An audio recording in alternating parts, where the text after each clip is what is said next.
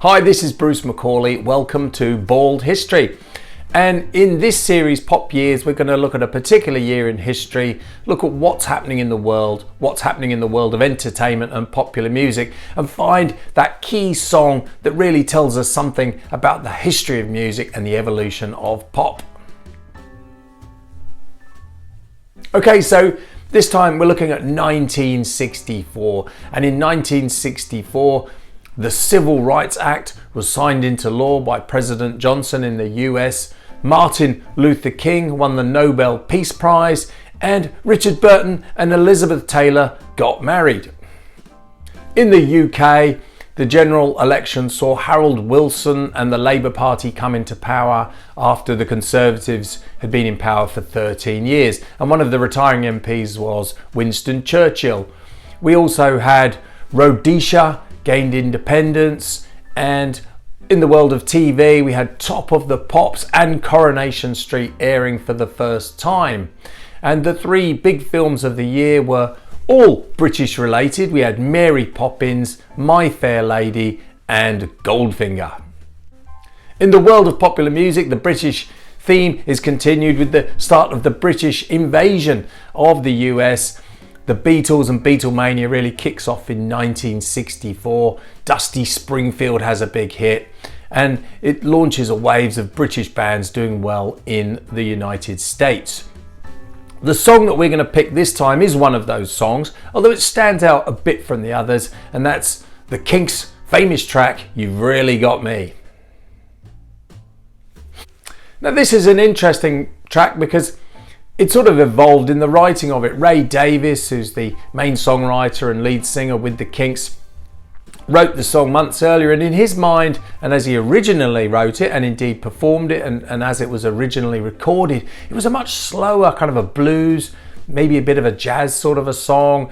He then changed the lyrics a bit to make it a bit more poppy, like a Beatles song, a bit more like I Want to Hold Your Hand, that kind of a song. And that really, could have been the way it would go, and it certainly would not be the landmark song that it did if they'd continued down that route.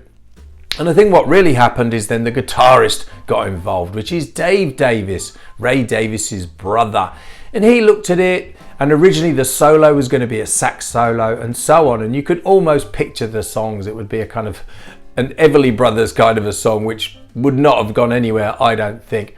And he, being a guitarist, said, he listened to it and he said, I like it, but what this needs is to be more about the guitar, more about the guitarist. And in this case, he was absolutely right.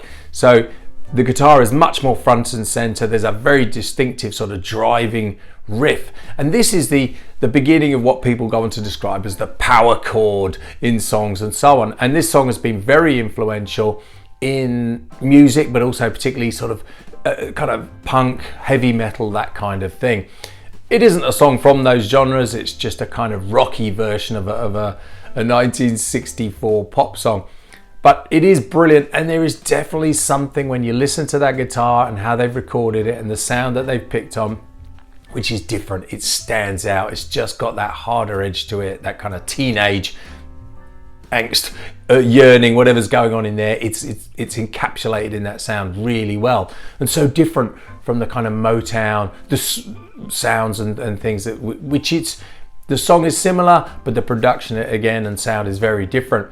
And the story goes that the guitarist Dave Davies, he actually altered his amp and apparently used a razor blade to cut a hole in the cone of the amp and put a pin in it. What effect that really has acoustically, I don't know, but it's just a sign of one musician doing something which completely changes the song and turns it from being an okay pop song to being an absolute classic, which has influenced music ever since. So well done, Ray, for writing it, but brother Dave really for his input on this song and turning it into the epic song it was. This is the year when mods and rockers are fighting, and I can certainly see the mods enjoying this song and getting fired up. You Really Got Me, the Kinks.